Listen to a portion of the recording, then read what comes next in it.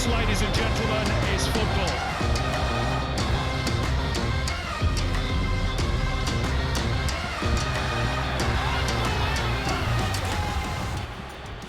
Hello and welcome to Total A-Leagues. My name is Vince Rugari. I'm joined by former Socceroo Tommy Oar. Tommy, how are you?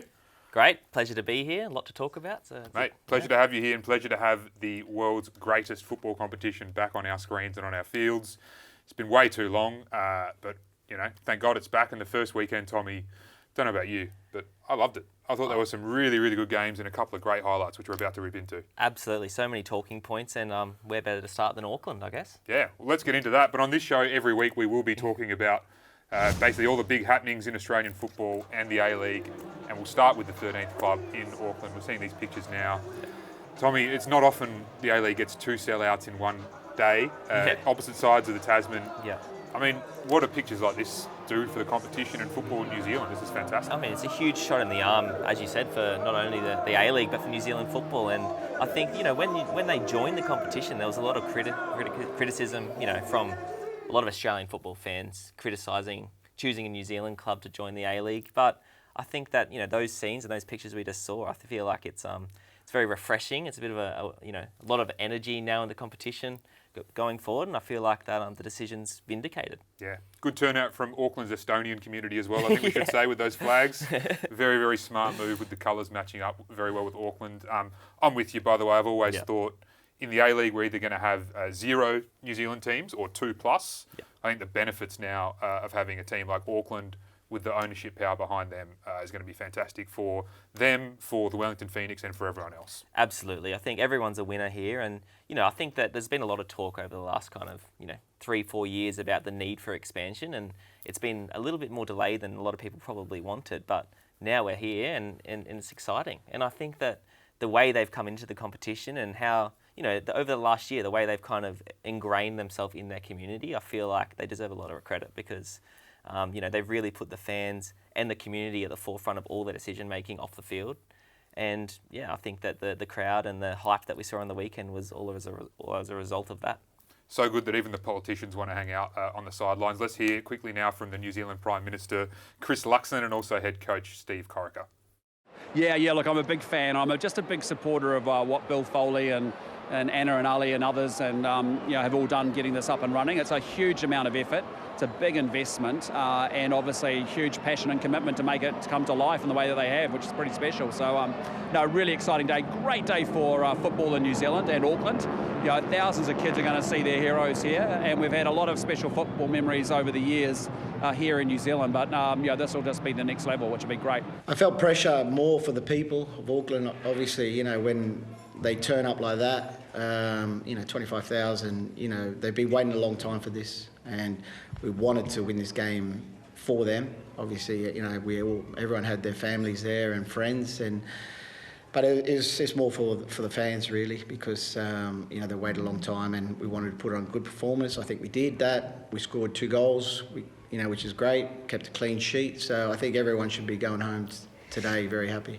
No disrespect to the 2 guys who just spoke there, but the highlight of that video for me, the jacket. Sick jacket. Yeah. If you're getting your merchandise right in season 1, that's a good start for any A-League club, I reckon. To be fair, I think we just touched on it, but they haven't put a foot wrong. And the merchandise, I think theirs is probably with Brisbane Roar, my favourite in the league. So we will get to that a little bit later on. But what do you reckon that they've gotten right that other clubs, either to come in the A-League or the ones that are in there at the moment, can learn from?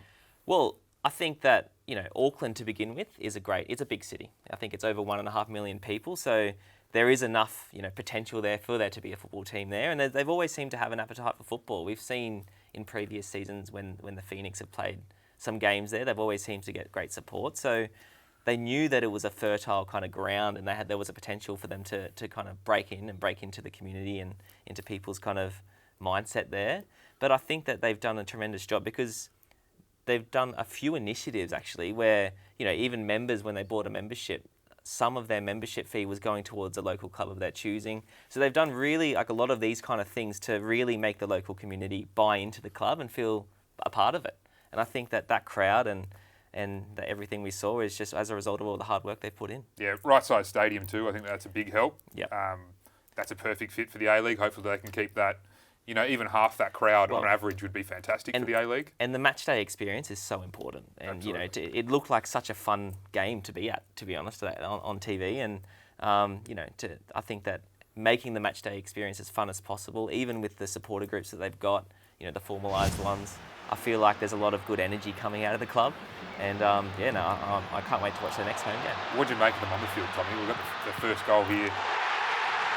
That move, I think, generated by Hiroki Sakai, their captain, who for me just looked a cut above everyone else on the pitch. Absolutely, and Guillermo May as well, one of the imports. I thought he was tremendous, and also was integral in that first goal. They were great, and I think that Corica touched on it in his press conference. He said that there was a lot of pressure and he wanted to win for the people of Auckland. And I think what he did really well in this game is he allowed the players to play with a lot of freedom. They weren't going into the game scared or nervous. They seemed to just be playing and expressing themselves, and the vocal crowd kind of got behind them. And I think that that's going to be a bit of a fortress for them maybe this season. Yeah, hopefully a big sort of golden era coming now for New Zealand football. 2 pro clubs, and with the World Cup expanding to 48 teams, Oceania has a guaranteed slot every World Cup, and something would have to go horribly wrong for New Zealand to not make that anymore. So you'll have these 2 clubs feeding into that, absolutely, which is fantastic for them. They'll earn money from World Cup as well, having players sent there. There's just a lot of positives for New Zealand football, which can hopefully flow on to this side of the Tasman. What do you think, Tommy? On the field, I know small sample size, obviously, one game, and against a team like Brisbane Roar, who maybe are not quite sort of up that top end of A-League abilities, but do you think they're a contender? Is it too early to call? I think it's too early to call, but I think that the one thing that's clear is that Corica's recruited very well, and I think that they probably put a bit more emphasis on recruiting defenders, on defensive-minded players, and that kind of gives them the backbone to attack. And with the likes of Sakai, he's obviously a right back, but we've seen that he can join the attacks going forward. And I thought they were tremendous. And for a team that's never played together, they were so well organised. And I think he's done well to combine signing local talent, but also proven A-League players, because the likes of Jake Brimmer, Paulson in goals, Dan Hall at the back. These are players that have won the league or been best players in the league in their position. So I think that it's the right blend that he's got there, and it's a pretty experienced squad. So I think it's too early to say that they'll be title contenders, but I think that they'll be in and around the discussion for sure. Well, they got Sydney on Sunday, which brings us to our next topic, but that's going to be a great game. We'll find out more about them, and probably a little bit more about Sydney as well. Yeah. The other highlight of the weekend, I was there, Tommy, Combank Stadium for the Sydney Derby. 27,000, I think, a touch over that. Yeah. A great tifo, as we can see here from the RBB, although if I was designing it, I might have had something one Martha related rather than RBB related, but that's okay. Yeah. It was just good to see the colour in the stands, and the football itself, Tommy, just another sort of blistering Sydney Derby. You couldn't really take your eyes off it at any point. Absolutely, and to start off with the Sydney Derby, I thought that was a great way to start round 1 as well for another sellout crowd. And I think it's obviously, along with the Melbourne Derby, the biggest fixture. It's the one that everyone looks out for when the season starts. And the fans, it's kind of the opposite ends, and the ethos around both clubs couldn't be further apart, and it creates such an interesting dynamic to watch. And I thought it was a fantastic game. So the special sauce on top of this game was the 2 marquees. Everyone was excited to see how they'd look. Douglas Costa, I need to get in the habit of saying, for Sydney FC, and Juan Mata, as I mentioned, for the Wanderers. For me, the way they went on the field was, emblematic of how their teams went. Yep. I thought Costa looked sharp looked fantastic from the get-go. Agreed. We'll get into Juan Mata a little bit more later, but to start with, some of his touches, Tommy, I think we're all a little bit worried when Sydney signed, not worried that they signed Douglas Costa, but worried that they might have signed a bloke who's over the hill. And which Douglas Costa are you going to get? And, obviously we're in Brazil at his last club, it didn't go the way I'm sure he would have liked. So I think that, there was a little bit of criticism, not criticism, but a little bit of doubts, I guess. But I think he silenced them in that game. He was tremendous. And the energy that he played with, his touches, he had a few shots at goal. He was obviously integral as well for their winning goal with the cross in. I thought he was great. And I think importantly, he was slotted into a team that was really well oiled, and he looked like he just slotted straight in naturally, and I think that Ufuk Talay deserves a lot of credit for that as well. And I think a good thing about the way that he's integrated into this team, they don't depend on him. That's right. He's just a player in this team, and a really bloody good one at his best, but he's just, sometimes too much pressure gets put on marquee players, especially ones who have question marks over their form, fitness, whatever, but it looks like Sydney have found the right way to land him into this team. The signs were there in the AFC Champions League 2 a couple of weeks ago, and I know they're playing against lower caliber Asian teams. Yeah. But you should be able to see early on if a marquee is here to play football or here to enjoy being in Sydney. And pretty clearly for me, he's keen, he's here, and he's serious. Exactly, and I think that the thing I liked as well is he has his personality on the field. You know, he was smiling, he was joking with teammates. You could tell he was enjoying himself. And I feel like with players that talented, when they're enjoying themselves on the pitch, they often play well. And I think that that's important. And, you know, also the celebrations we saw after the game, a little bit cheeky maybe, but I thought that was great, and that's the kind of stuff that's great for the league. That's it. So we had to wait until the second half for Juan Mata to come onto the field, and unfortunately for him, I think they conceded a few seconds or a minute or so after he came on. Good ovation, I guess, Tommy. People happy to see, probably more question marks over Juan Mata's recent last couple of years than Douglas Costa, but you'd say maybe his pedigree is a little bit higher than Costa as well. That's right, and two completely different style of players. And I thought that, you know, the way the Wanderers played up until he went on, it didn't really suit him. But I feel like, you know, Juan Mata brought into the A-League, I feel like he needs to be in the starting lineup, I think. You know, he's a player that we've seen with the likes of Ninkovic and Boyches, and he's obviously cut from the same cloth, but he's got even higher pedigree. I feel like you just want those players involved and on the ball as much as possible. And I feel like if he was on the field for the 90 minutes, it could have been a different game for the Wanderers. Well, on that, let's hear from Juan Mata now, and then we'll also hear from Wanderers head coach Alan Stajic. Yeah, it's so nice for me to come. You know, I take a plane 24 hours and then you come here and you still have fans that appreciate you and love you and are grateful for what I've did in football. So I'm so happy to be here. I'm happy to come here and meet them and yeah. It's so nice. 4 or 5 players out of the squad today that have been regular in the past few seasons. So, you know, anyone in our squad can really play. I think we've got tremendous depth in our team and quality. And, you know, Juan's just one piece of that puzzle. As to who'll play next week, we'll assess that. And, you know, it's horses, of course, in terms of opposition and what the style of game might be as well. So, you know, we'll assess that during the week and make a decision next week on, you know, whether he starts or not. He also said it was a flip of the coin whether he was going to start him in that game in the post-match presser. But horses for courses is an interesting phrase. Yeah. Should it be horses for courses with a marquee player? No. In my eyes, no. I feel like it's clear from those comments that, you know, the way the opposition sets up is going to dictate part of how the Wanderers approach the game. And I feel like they've got enough quality in their squad to go into games and say, no, this is how we're going to play, and the other team can adapt to us. And I feel like with Juan Mata in the squad, he should be a key part of that. So for me, I feel like the team should be built around Mata, and I think that, you know, as well, with his passing range and his technical ability, I think the likes of Borrello and Milanovic, all these players, they'll all flourish as a result of that. And I feel like it'll get to that point where Stajic does that, but it was frustrating on the weekend that he chose not to do it. Hopefully they do, because as we mentioned earlier off screen, I mean, trying to think of the last time the Wanderers played a game of football under any coach and exhibited a high level of control over how that game was played. Like, they seem to be a very chaotic team, possibly club, just living on the edge. I don't know if you can live on the edge when you've got, as you say, a player like Juan Mata. You want to bring him into it, therefore you need to control the game. And it was part of why the game was entertaining, because it was so high octane, but you can't control the game. And, you know, they didn't really have controlled spells of attacks. They had counter-attacks and transitions where they looked dangerous, but they didn't have, you know, sustained possession in the front third. And I feel like with the players they have at their disposal, you know, and Mata being a key part of that, I feel like that's what they should be striving for. And there's not really any excuse not to do that. I feel like, you know, they've got more quality on paper than I think most of the other A-League sides. So they should be going into games looking to dominate the other team. And I feel like, it was a little bit disappointing that they weren't trying to do that on the weekend. Yeah. Well, hopefully, I mean, as you say, it's round one.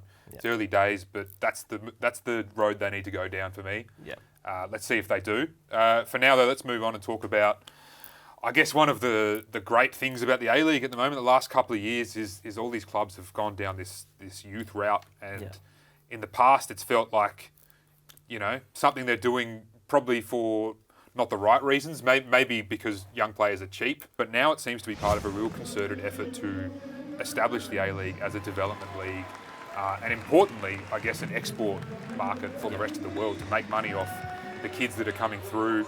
And there's some good ones as well. We just saw Hayne Eames, I think the youngest ever player for the Mariners, and young goalkeepers as well. That's important, I think, for Australian football, because I think the well of maybe dried up a little bit in terms of we've always thought ourselves as a country that produces young goalkeepers, but since Joe Gauci maybe being the exception of the last sort of little bit, but before him, you try and think of who's the next best one coming through. It's true, and I feel like there's, if you look at the young players breaking through around the league, there is a lot of goalkeepers, there is a lot of defenders as well, which is quite unique because, obviously a lot of the foreign spots are probably taking up the attacking positions, so it's natural that the local players will be the more defensive-minded ones. But I think it's a healthy step, and as you just touched on it, it's a business model, and I think the last few seasons with some of the hefty transfer sums that the A-League's managed to get has been great, and I feel like clubs are kind of cluing in onto that now. And it's also, I think that,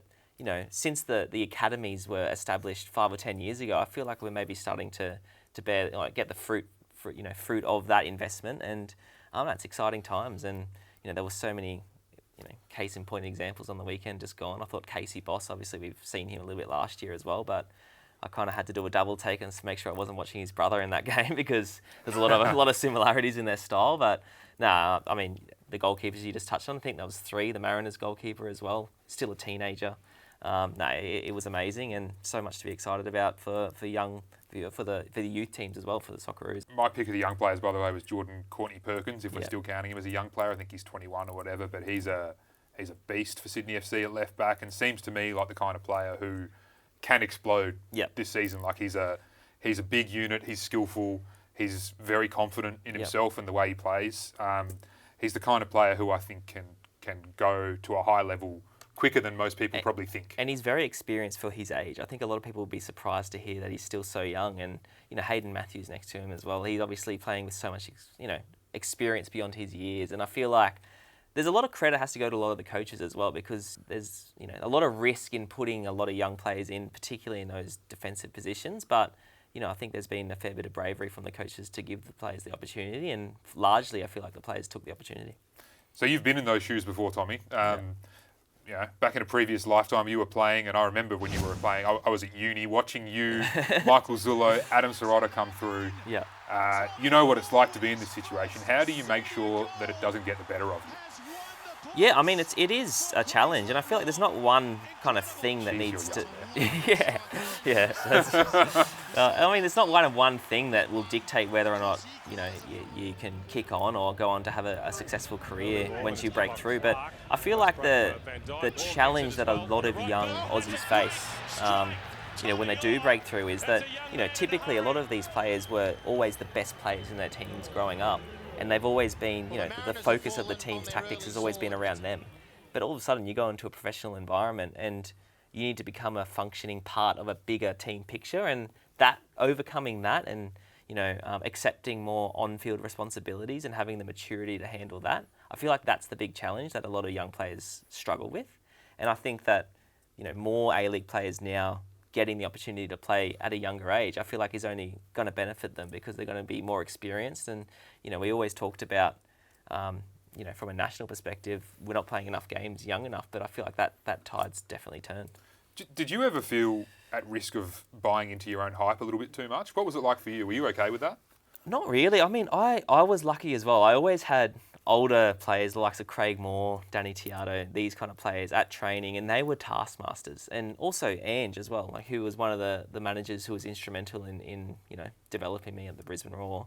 He, if I dropped my standards even for one day at training, they would come down on me like a ton of bricks. And you just couldn't afford to get carried away because, I wouldn't play that weekend basically. And I feel like that's an important aspect of it as well. I feel like there needs to be the high performance culture, and you need the experienced players around to guide the young ones as well. And I feel like having a balance is important. And that's what clubs probably have to get right, isn't it? Is just not just chucking kids into a team and hoping they do well, and then maybe we'll be able to sell them down the road. Is you have to invest in them, not just by giving them minutes, but putting them in a scenario where there's people around them and structure in which they can thrive. And it's not, you don't want a young player to play because he's young. They need to be good enough, and they need to understand the competitiveness of being in a professional club as well. So, opportunities shouldn't come easy, to be honest. And I feel like there has been moments in the past where some A-League clubs have maybe got that wrong, but I feel like a lot of clubs now are starting to get that balance right. And you look at the likes of Sydney FC, they still have, the likes of Caceres and all these experienced players, but then, we've seen the likes of the Holman when he comes on as a substitute.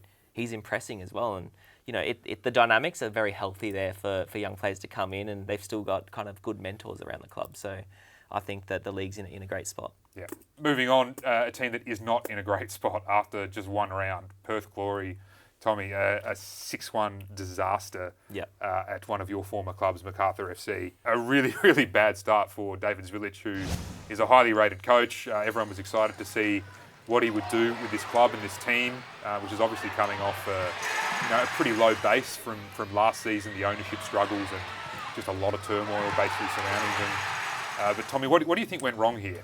Well, obviously it was a disaster of a start, and I think he touched on in his press conference as well, that they seemed to lack confidence and it really affected them going forward. But we saw a similar situation in the FFA Cup when they were 2-0 up and kind of had a red card and they just imploded, and there doesn't really seem to be much resilience when there's a setback to overcome it, at least in those 2 games in that sample size. So no, I think that it is quite concerning, and to happen in the first game, because we all know how long the A-League pre-season is. You're building up to round 1 for 4 months, and for it to go so pear-shaped, where does that leave the whole pre-season?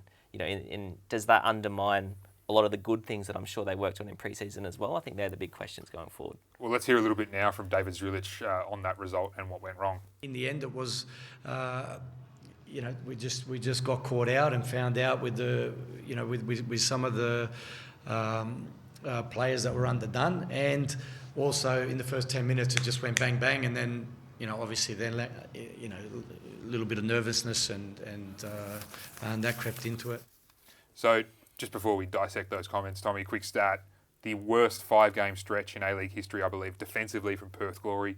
29 goals conceded in their last 5 games, and Zrilla can only cop the wrath for one of them. Obviously, they're coming off a really, really shocking end to last season. But what he's implemented, and we can guess, based on what he brought to Sydney FC last season in terms of some of those Red Bull pressing styles and all that, he's obviously trying to implement something like that. But A, has he gone too far too quickly? And B, how are you underdone in round 1? Well, that's the big question. I mean, you've got 4 months to prepare, and if you're undercooked in round 1, then they should probably be playing more pre-season games, And I feel like it's a little bit of a contradiction, because on one hand, you want to play this pressing style, and it was evident that they did want to play that. But the problem was that, when you're pressing, you're only as strong as the weakest link. It only takes one player to arrive too late or to miss the cue, and it's all undone. And I feel like that's what happened. And then all of a sudden, everybody's out of position and you can become very exposed. And that's kind of what happened. But I feel like there was a little bit of a leadership vacuum, I feel like, on the field on the weekend, because,